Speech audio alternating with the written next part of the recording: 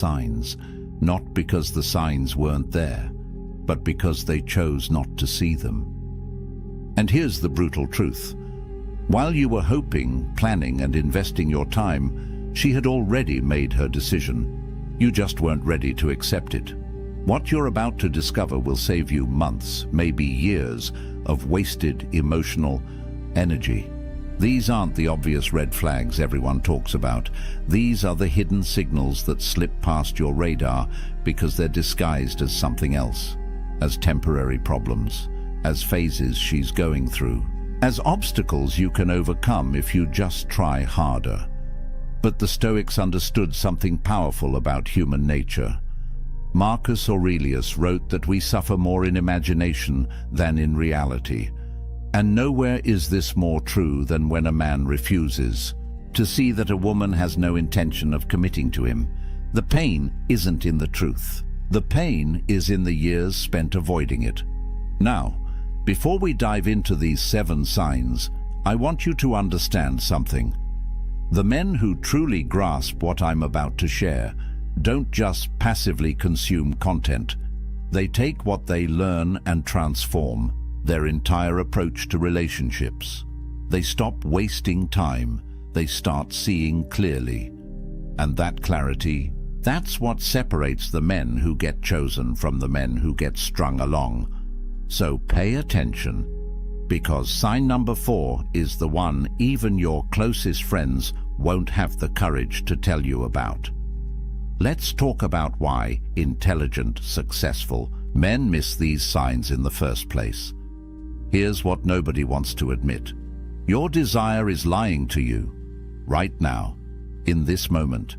If you're involved with a woman and questioning her commitment level, your brain is actively working against your ability to see the truth. It's not your fault. It's biology mixed with psychology, and it's incredibly powerful. Epictetus, one of the great Stoic philosophers, taught a fundamental principle. We don't control external events, but we absolutely control our perceptions and responses. The problem? Most men aren't controlling their perceptions. They're letting hope control their perceptions. They're letting attachment dictate what they're willing to see. Think about it this way. You meet a woman, there's chemistry, things start developing, and somewhere in your mind you begin constructing a future. You imagine scenarios, you plan possibilities, and once that mental investment is made, your brain has a vested interest in protecting that investment. So when signs appear that contradict your desired outcome, your mind doesn't objectively analyze them. It rationalizes them. It explains them away. It tells you stories that keep hope alive. She cancels plans last minute. She's just stressed with work. She's vague about the future. She's been hurt before and needs time. She doesn't introduce you to her friends. She's private and protective of her personal life. Every sign gets reframed. Every signal gets reinterpreted. And months pass, then years, and you're still telling yourself the same stories. But here's the brutal reality that the Stoics would force you to confront. She's already decided. Women know very early whether they see long-term potential with a man. Not on the first date necessarily, but within the first few months she knows. The confusion isn't hers, it's yours. She's acting consistently with her decision. You're just not accepting what her actions are telling you. Marcus Aurelius wrote, "The object of life is not to be on the side of the majority, but to escape finding oneself in the ranks of the insane, and refusing to see obvious signs because they're painful. That's a form of insanity. It's choosing comfortable delusion over uncomfortable truth." So before we go through these 7 signs, I need you to make a choice right now. Are you going to read these through the lens of hope, already preparing your rationalizations? Or are you going to read them with Stoic clarity, willing to face what's real? Because the signs are always there. The question is whether you're strong enough to see them. Let's start with the sign that most men completely misinterpret as genuine interest. She keeps you in rotation. And here's how you know. Her texting pattern is erratic. Some days she's engaged and responsive. Other days, radio, silence. You send a message on Friday night, nothing. Then Monday morning she resurfaces like nothing happened. Hey, sorry, been crazy busy. And you accept it. Because what else are you going to do? Seem needy by questioning it? Plans with her are always tentative. Maybe this weekend, she says. Let me check my schedule and get back to you. But she rarely gets back to you. You're the one following up. You're the one suggesting times. You're the one making it happen. And when it does happen, there's a pattern. Last-minute confirmations, short windows of availability, and a sense that you're fitting into gaps in her calendar rather than being a priority on it. Here's what this means, and I'm going to be direct. You're an option. You're one of several men she's keeping in orbit. Not because she's malicious, but because she's doing what anyone does when they haven't found what they're looking for, keeping their options open while continuing to search. Seneca wrote about self-respect and dignity as non-negotiable elements of a virtuous life. He would tell you that accepting scraps of attention is beneath you, that settling for sporadic interest is an insult to your own value. But most men don't see it this way. They see intermittent reinforcement and mistake it for a challenge to overcome.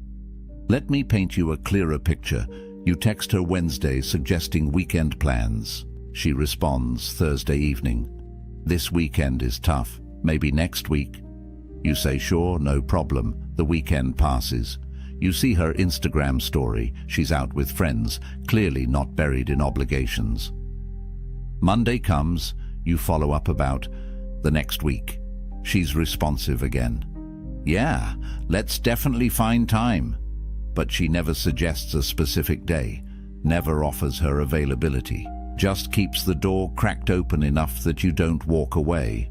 Meanwhile, contrast this with how a woman acts when she's genuinely interested.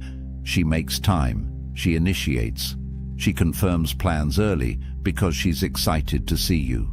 She doesn't leave you guessing about her availability because making you a priority isn't something she has to force. It's natural, the brutal truth you need to accept. She's comparing you, actively, right now. You're being measured against other options. And if you were winning that comparison, these patterns wouldn't exist. You wouldn't be an afterthought, you'd be the thought. But it gets more dangerous, because the next sign feels like progress when it's actually the opposite. She talks about the future, but the future never arrives. Pay attention to this carefully, because this is where men lose years of their lives. She says things like, "We should definitely take a trip together sometime," or "I'd love to meet your family eventually," or "Maybe next year we could think about moving in together." Notice the pattern? Sometime, eventually, maybe. These are fog words. They create the illusion of forward movement while committing to absolutely nothing. You bring up Thanksgiving, plans in October. "Oh, I don't know. My family situation is complicated." You mention a concert 3 months away. "Let's see how things are going then." You suggest planning a weekend away. "That sounds amazing, but work is crazy right now. Let's revisit it in a few weeks." Here's what's happening. She's keeping you invested without actually investing herself. She's discovered that vague future promises are enough to keep you around, so she deploys them strategically. And here's the insidious part. You interpret this as her wanting a future with you. Look, she's talking about trips. She mentioned meeting family. She's thinking long-term. No. She's thinking about how to manage your expectations without actually meeting them. Marcus Aurelius had a simple test for this. Judge people by their actions, not their words. Words are cheap. Words cost nothing. Anyone can paint verbal pictures of possible futures. But actions? Actions reveal true intentions. And when someone's actions consistently contradict their words, you don't have a communication problem. You have a truth problem. Let me show you the difference. A woman who genuinely sees a future with you doesn't speak in hypotheticals. She makes plans, real plans, with dates, with confirmations. Let's go to that concert. I'll buy tickets for December 15th. Does that work for you? Or I want you to meet my parents. They're having dinner next Sunday. Can you make it? See the difference? Specificity, commitment, action. Not someday we should, but here's when. Let's do it. But when you're getting vague future talk, what's really being communicated is this. I need to keep you emotionally invested enough that you don't leave, but I'm not ready to commit to you as my definite future. She's buying time. Time to keep looking. Time to keep her options open. Time to see if something better comes along. And the worst part, the longer you accept vague promises, the more you're training her that you'll settle for them. You're demonstrating that words without action are sufficient for you, that you don't require follow-through. That hope is enough. Epictetus taught that we should focus only on what's within our control. Her commitment isn't within your control, but your standards are. Your willingness to accept indefinite vagueness is entirely within your control, and every day you accept it, you're choosing it. Which brings us to the third sign. And this one is painful because it's so obvious once you see it. You're not part of her real life. You're separate, compartmentalized, isolated. How long have you been seeing her? 3 months? 6 months? A year? Now answer this. How many of her friends have you met? How many of her family members know you exist? When she posts on social media, are you ever in the frame? If the answer is none, none, and no, you're not in a relationship heading toward commitment. You're in a situationship that she's deliberately keeping isolated from her actual life. Here's what people don't understand about integration. When a woman sees you as her future, she naturally wants to integrate you into her present, not because she's following some relationship rulebook, but because humans naturally bring the people they value into their social circles. We want our friends to meet the person we're excited about. We want our family to know them. We want to share our joy with the people we love. So when she's actively preventing that integration, it's not because she's private or her friends are judgmental or the timing isn't right. It's because she doesn't see you as permanent. And she knows that integrating you would send a message to everyone in her life and to herself that she's not ready to send. Think about what integration actually signals. When she introduces you to her best friend, she's saying, "This person matters to me." When she brings you around family, she's saying, "I see this going somewhere serious." When she includes you in her social media, she's saying, "I'm proud to be associated with this person publicly." All of those statements require a level of commitment she hasn't made, so she keeps you separate. The relationship exists in a bubble, just the two of you. No external validation, no social proof, no permanent record. And when you bring it up, watch the excuses. "My friends are so judgmental, I don't want them to scare you off." Translation: I'm not ready to deal with their questions about where this is going. I don't really do social media with my relationships. Translation: I don't want to appear unavailable to other options. My family is complicated. I'm protecting you from drama. Translation: I'm not ready to signal to them that I'm off the market. Epictetus would tell you to observe what people do when they think no one is watching. But I'll modify that. Observe what people do with their real lives when you're not around. Because that's where the truth lives. A woman who's committed to you doesn't hide you. She showcases you. Not in some performative way, but naturally. Because you're part of her life. So of course you're around when she's with friends. Of course, family knows about you. Of course, there's evidence of your existence in her world. But when you're kept separate, when months go by and you're still her secret, you're not her future, you're her present convenience. And the longer you accept that role, the longer you'll stay in it. Now, this next sign is so subtle that even relationship experts miss it. But once you see it, you can't unsee it. She deflects every conversation about the relationship itself. You try to have the "what are we" conversation. She makes a joke. "Why do we need to label things? We're having fun, aren't we?" You try to discuss where things are heading. She gets slightly irritated. "Why are you being so serious? Can't we just enjoy what we have?" You express that you'd like more clarity about exclusivity. She deflects. "I thought we were on the same page. Do we really need to have this talk?" Notice what's happening here. She's not answering your questions. She's questioning why you're asking them. She's reframing your need for clarity as a problem, as pressure, as you being needy or insecure or rushing things. This is intentional avoidance, and it's incredibly effective because it makes you feel like you're the one creating an issue by wanting basic relationship clarity. Here's the psychology behind this.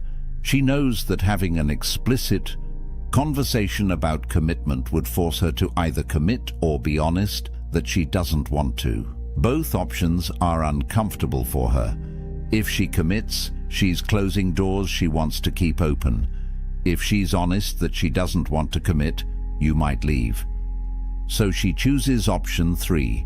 Avoid the conversation entirely and hope you stop asking. Marcus Aurelius wrote extensively about courage as one of the 4 cardinal virtues. And this situation requires courage from both people. It requires courage from you to ask difficult questions, but it also requires courage from her to answer them honestly. When she deflects instead of answers, she's revealing a lack of courage, a lack of respect for you, and a lack of genuine commitment to anything beyond the present moment. Let me show you what this looks like in practice. You say, "I really like you, and I'd love to know where you see this going." She responds with, "I like you too. Let's just see where things go naturally without overthinking it." That sounds reasonable, right? Except it's not an answer. You asked a direct question about her vision for the future. She responded with a pleasant-sounding non-answer that commits to nothing. Or you say, "I'm not seeing other people, and I'd like to know if we're exclusive." She says, "I'm not really seeing anyone else either. I don't think we need to make a big formal thing out of it." Again, sounds okay. Except she didn't answer whether she wants to be exclusive.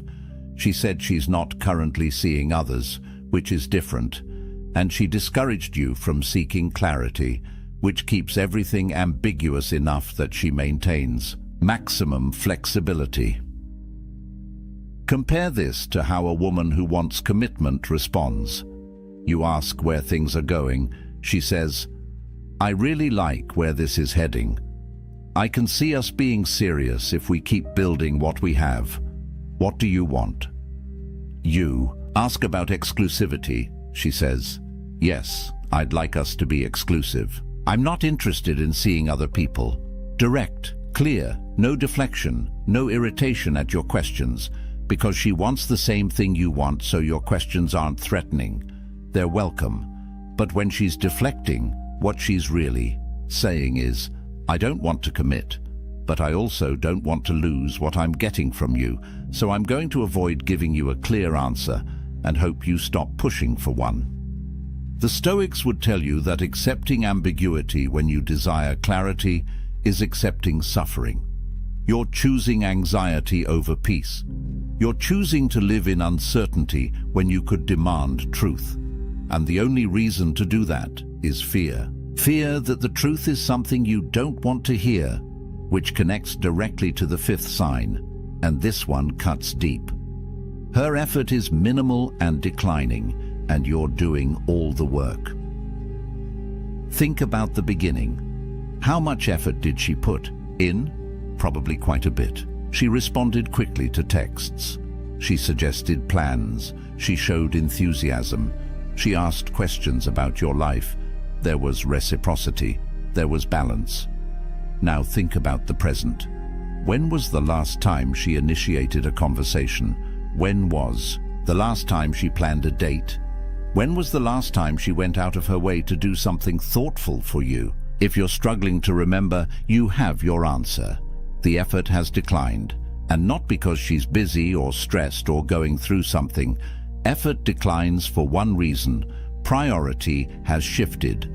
You're no longer high priority, and low priority people get low effort.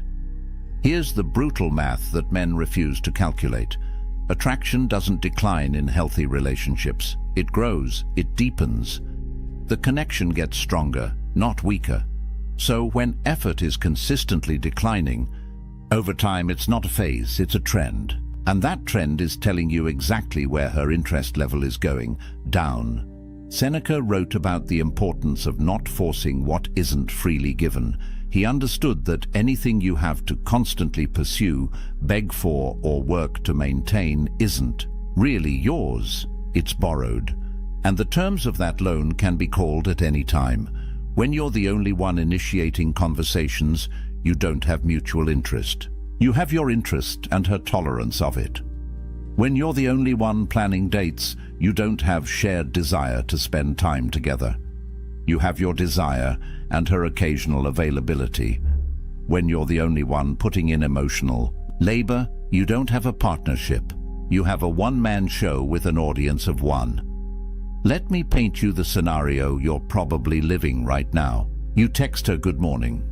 She responds 3 hours later with something short. You ask how her day is going. She gives a brief answer and doesn't ask about yours. You suggest getting together this week. She says, maybe, depends on how work goes. You follow up 2 days later.